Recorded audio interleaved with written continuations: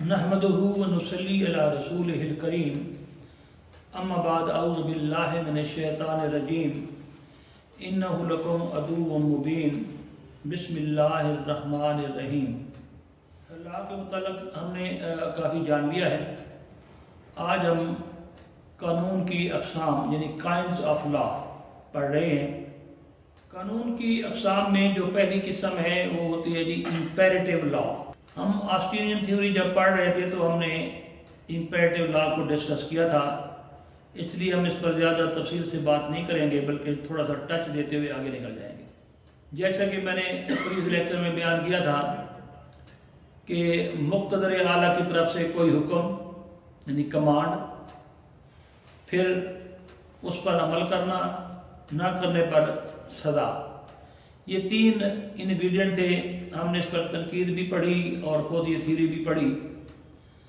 तो लोग जो ज्यूरिस्ट हैं वो कहते हैं क्योंकि ये थ्योरी एक्चुअली इम्प्लाइडली अल्लाह ताला के कवानीन से ली गई है, क्योंकि अल्लाह ताला के बारगाह में ना तो अपील है, ना नज़रसानी है, ना कोई रिट है। मालिक जनाब जो फैसला कर दे बस वो फाइनल होता है। तो इस तरह ये जो इम्पेरेटिव लॉ है ये भी उनके बकौल इधर से ही लिया गया। तो उसकी सेकंड किस्म है जी, वो है फिजिकल और साइंटिफिक लॉ। ये कानून ऐसा कानून है जो मालिक के कायनात की तरफ से वज़ा करता है। साइंसी या फिजिकल कानून जो है, हम देखते हैं कि सूरज निकलता है और सूरज गरूब होता है, तारे निकलते हैं और तारे गरूब होते हैं, इसी तरह चांद, इसी तरह दरख्त, समंदर, दरिया, परिंद, चरिंद, इंसान की पैदाइश, इंसान की मौत, ये ऐसे कवानीन हैं जो अल्लाह की तरफ से पेश किए गए हैं और कोई शख्स भी इसे नहीं बदल सकता, चाहे वो जितना जोर लगा ले। लिहाजा ऐसे जो कवानीन हैं वो क्योंकि कुदरत की तरफ से होते हैं और ये ऐसे कवानीन हैं जो दावत देते हैं इंसान को कि वो किसी न किसी तरह अल्लाह के आगे झुके, यानी झुकने पर वो मजबूर होता है। अब हम थोड़ा सा अगर देखें जो दुनिया के जो मज़ाहिब हैं, मसलन चाइना का ताओइज़्म और कन्फ्यूशियज़्म है, जापान का मज़हब जो है वो शंटोइज़्म है, इसी तरह ईरान के पुराने मज़हब ज़ुरतुश्त और मानवी मज़हब हैं, इसी तरह जैन मत, बुद्ध मत, हिंदू मत, ईसाईयत, यहूदियत और इस्लाम। तकरीबन हर मज़हब में ये चीज़ रोज़ रोशन की तरह यहाँ है कि एक सुपर पावर है, कोई उसे गॉड कहता है, कोई राम कहता है, कोई अल्लाह कह देता है। उसी की बनाई हुई ये तमाम चीज़ें जो भी मैंने आपको गिनवाई थी, और इंसान मजबूर है उसके आगे सजदा करने के लिए। हर चीज़ उसकी ज़ात का मज़हर है। खुद इंसान अपने ऊपर भी गौर कर ले कि वो कहाँ से आया, ये जो चीज़ें वो इस्तेमाल करता है उसको देख ले ये कहाँ से आई। हर चीज़ का डेरिवेटिव जो है वो अल्लाह ही की जानिब है और इंसान मजबूर है कि मालिक के कायनात को जाने और उसे सजदा करे। मसलन वो अपनी पैदाइश को कंट्रोल नहीं कर सकता, अपनी मौत को कंट्रोल नहीं कर सकता, बारिश है उसको कंट्रोल नहीं कर सकता, ज़ल्ज़ला है कंट्रोल नहीं कर सकता, सैलाब आ जाए कंट्रोल नहीं कर सकता। ये उसका पूरा निज़ाम हयात है और इंसान मजबूर है, वो अपनी मौत को भी नहीं बचा सकता कि कब उसने मरना है, किसी अंदाज से भी वो कुछ नहीं कर सकता। ये साइंटिफिक और फिजिकल लॉज हैं और इधर से ही कुछ लोगों ने दूसरे अंदाज से लेकर अपने गुलशन के कारोबार को चलाया है। मसलन जो रोमांटिसिज्म वाले थे, रोमांटिक मूवमेंट थी, उन्होंने कहा जी जब इंसान पैदा हुआ था वो तो नंगा था, तो उसने इंसान ने अपने आप कपड़े में लपेटा तो लिहाजा हम आज़ाद हैं। इसी तरह शहरी वाले आए, उन्होंने कहा कि कोई हम काफिया और रदीफी मीटर की ज़रूरत नहीं है, इंसान आज़ाद था, शहरी भी आज़ाद होनी चाहिए। लेकिन क्लासिकल अप्रोच वाले आए, उन्होंने कहा कि नहीं जी, हर चीज़ में एक सिमेट्री है, तनासब है। मसलन एक बच्चा है, उसकी ग्रोथ जो होती है वो ग्रेजुअल होती है, उसके जो है वो दांत 7 साल में गिरते हैं, पहले क्यों नहीं? दरख्तों के पत्ते जो हैं वो एक वक्त पर आकर झड़ते हैं, हर वक्त क्यों नहीं? फल का, फूल का, बूर का इंतज़ाम है, वो एक वक्त पर है। तो इसी तरह मुख्तलिफ थ्योरीज जो है उन्होंने जन्म लिया। बहरहाल ये जो ज़ल्ज़ला है, ये सैलाब है, इस किस्म के जो निज़ाम सारा मालिक कायनात की तरफ से है और इंसान मजबूर है उसे ऑब्जर्व करने के लिए। इसके अगली जो किस्म है वो है natural law and moral law. ये भी अल्लाह ही की तरफ से वदिया शुदा है। नेचुरल और मॉरल लॉ एक ऐसा कानून है जो इंसान के सीने के अंदर होता है। एथिकल वैल्यूज हैं। अल्लाह ताला ने कुरान मजीद में सूरह शम्स में फरमा दिया कि तुम्हें तुम्हारे दिल सीने में दोनों रास्ते दिखा दिए गए, तुम्हारी मर्जी जो मर्जी चुन लो। ये जो मॉरल लॉ, जो नेचुरल लॉ जो है, ये ऐसा कानून है कि इससे कोई कंपल्शन नहीं होती। मसलन एक जनाजा जा रहा है तो आप रुक जाते हैं, उसे कंधा दे देते हैं, आपको कोई नहीं कहता कि आपने जनाब, अगर आप कंधा न देते तो आपको कोई सजा न देता। इसी तरह एक बीमार पड़ा हुआ है हॉस्पिटल में, आप कहते हैं जिसको खून की बोतल देनी चाहिए, अगर खून की बोतल ना दे तो आपको नहीं पकड़ता, कोई जेल नहीं भेजता। इसी तरह एक गरीब है, आप उसका इमदाद करते हैं, उसके घर कोई चीज़ पहुंचाते हैं, आटा पहुंचा देते हैं। तो ये सारा एक निज़ाम है मॉरल लॉ का और इखलाकियात का। जब जजेस फैसला करते हैं तो ये एक नेचर जस्टिस के लिए, मसलन कानून में है कि जनाब आप वक्त पर पहुंचें। अगर सपोज 9 बजे अदालत लगती है तो कहते हैं अब 9 बजे ही पहुंचें, लेकिन अब बारिश हो रही है, कुछ सवारी नहीं मिल रही, तो यहां पर आके इसी नेचर जस्टिस, इसी लॉ को मद्देनजर रखते हुए जजेस जो है वो अपनी फाइल्स जो है वो इंतजार में रख देते हैं कि पता नहीं उसको क्या मजबूरी थी, जबकि law is very much clear कि जनाब आप आवाज मारें और बंदा नहीं खड़ा तो वो आप केस खारिज कर दें। इसी तरह जब फैसला होता है तो उस वक्त भी ये सिनारियो मद्देनजर रखा जाता है कि सर्कमस्टांसेस क्या थे, बंदे का स्टेटस क्या है, उसकी फीलिंग क्या है, उसके उस वक्त हालात वाक़यात क्या थे, वगैरह वगैरह। ये सारी चीज़ें उस वक्त देख कर फैसला किया जाता है। बावजूद इसके कि लॉ उसके खिलाफ होता है, लेकिन ये रीजन बेस्ड कानून भी कहा जाता है इसको।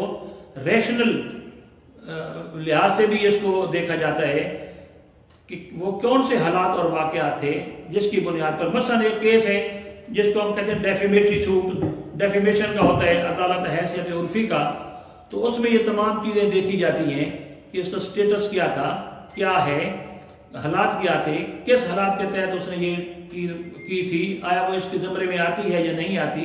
तो ये सारा निज़ाम जो है, अब ये अल्लाह ताला की ज़ात पाक का कमाल है कि सिर्फ मुसलमान नहीं बल्कि हर ज़ात पात, अगर वो इंसान है, मजहब कोई भी है, तो ये उसके दिल में एक चीज़ पिन्हा है, वो इस चीज़ को मद्देनजर रखता है। यानी अगर किसी का कोई कत्ल हो तो आप किसी भेड़े चराने वाले अनपढ़ से पूछे तो वो कहेगा जुल्म हुआ है। तो यही निज़ाम जो है फिर जजेस को की ट्रेनिंग भी होती है कि जब आप फैसला करें तो आप इस अंदाज से करें कि ये नेचर जस्टिस की खिलाफवर्जी ना हो। अब नेक्स्ट जो है इसकी काइंड वो है कस्टमरी लॉ। कस्टम हम रिवाज को कहते हैं। रिवाज एक ऐसी चीज है, अक्सर और बेशतर आप अपने शादी ब्याह के मौकों पर, मौत फौत के मौकों पर ये नजर चीजें आती हैं, हमें पता नहीं होता और वो सारे रिवाजात के तहत काम हो रहे होते हैं। बस इसी तरह शुफा का कानून है, किसी जमाने में होता था कि वहां रिवाज है, अगर रिवाज नहीं है तो शुफा नहीं हो सकता था। इसी तरह हिंदुओं का कानून है सती का, उसमें आप देखें रिवाज है कि दूल्हा मर्द फौत हुआ तो बीवी भी हार श्रृंगार करके उसको भी साथ बिठा देते।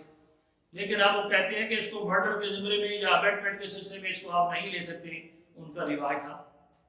इसी तरह और किस्म के रिवाज, मसलन जब हमारे पार्लियामेंट में यहाँ अंग्रेज आए थे तो हमारे जो लोग थे जिनको इस्लामी के लिए दुरुस्त नहीं है, जिनको कभी कारी कहते हैं, तो वो डीसी साहब से इजाज़त लेते थे कि वो जायदाद खरीदना चाहते हैं। अगर वो इजाज़त मिल जाती थी तो वो जायदाद खरीद सकते थे, वरना नहीं। इसी तरह 1983 से पहले इधर पंजाब में भी ये कानून था कि अगर किसी बाप फौत हो गया है, भाई और बहनें मौजूद हैं, तो औरतों को जायदाद नहीं मिलती थी और वो लिखवाते थे कि मैं अकेला बेटा हूं, तो वो जायदाद जो है वो बेटे को मिल जाती थी। ये भी एक रिवाज था। और बहुत सी औरतें उस वक्त तक इनको महरूम कर दिया गया विरासत से। तो ये एक कानून था जो चला रहा था और 1983 में गालमन आके एबॉलिश किया गया। इसी तरह हमारे सुबह सिंध में, बलूचिस्तान में, KPK में बहुत से रिवाजात हैं। मसलन उनके जो जिरगा सिस्टम है वो इन अदालतों में तस्लीम नहीं करते, वो अपना एक जिरगा सिस्टम है उसके तहत वो अपना। तो ये ऐसे रूल रेगुलेशन होते हैं जो लोग खुद इसको ऑब्जर्व करते हैं और इतना पंचायत के जरिए या अदरवाइज वो उसको चलाते हैं। मसलन 1955 से पहले हिंदुस्तान में तमाम ये रिवाजात ही होते थे। मसलन इवन मैरिज जो का सिलसिला था, अब हिंदुइज्म में नहीं है कि आप जो है वो शादी 2-3 न करें। 1955 जो कानून बनाया गया उसके तहत ये था कि हिंदू जो है वो एक से ज्यादा शादी नहीं कर सकता। तो बहुत सी कोडिफिकेशन हुई, रिवाजात को खत्म कर दिया गया। नेक्स्ट जनाब जो है इसका प्रैक्टिकल और टेक्निकल लॉ सारी। अब प्रैक्टिकल और टेक्निकल लॉ में आप देखें जो कवानीन है वो हेल्थ के कवानीन है, आर्किटेक्चर है कि किस तरह घर बनाना है, उसका स्टाइल किस तरह होगा वगैरह वगैरह।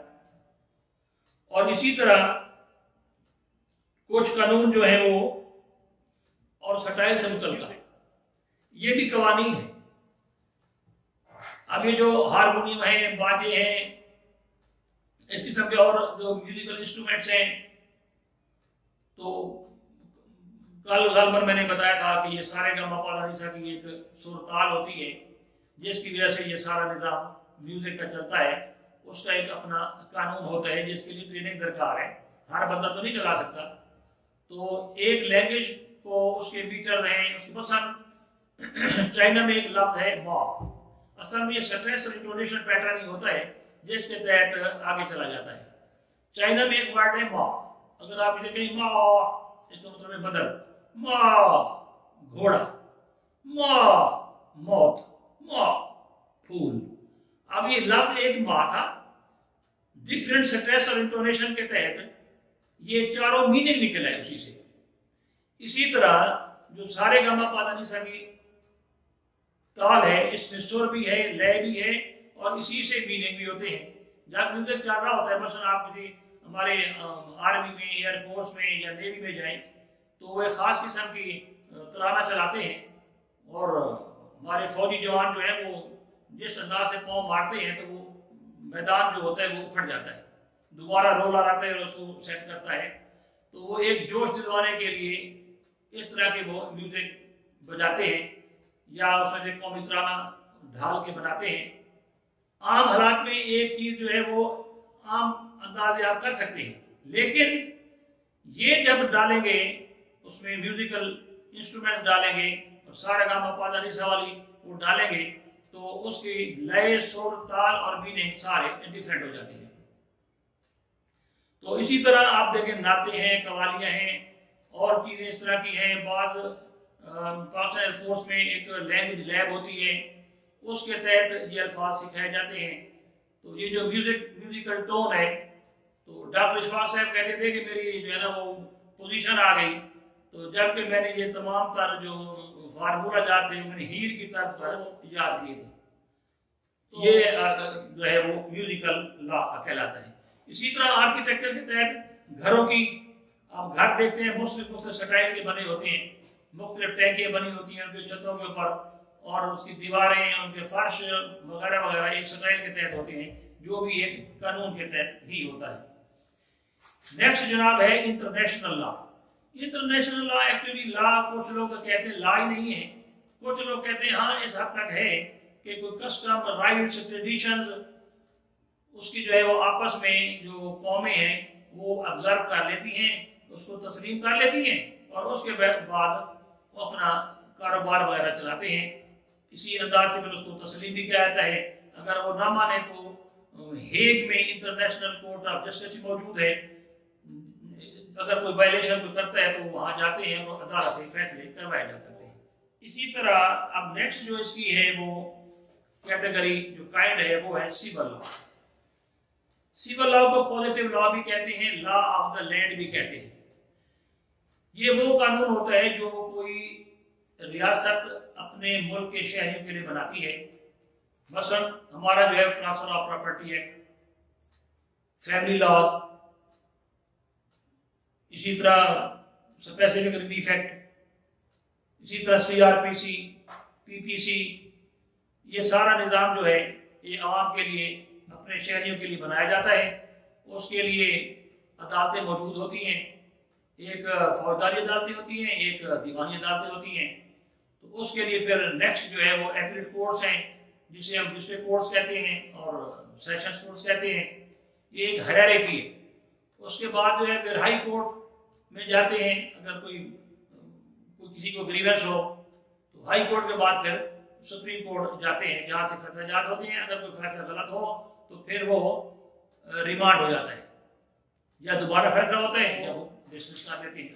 उम्मीद है कि आज के इस लेक्चर में आपको कुछ क्लियर हो गया होगा, क्योंकि ये थोड़ा सा खुश्क मजमून है। मैं इसलिए भी चाह रहा हूँ जब हमारा दूसरा टॉपिक कोई आएगा इंशाल्लाह तो उसमें क्योंकि वो कोडिफाइड लॉ है, ये तो मदर ऑफ लॉ है, तो वो कोडिफिकेशन में समझाने की ज़्यादा मजा आएगा। मुझे उम्मीद है कि आप समझ आई होगी।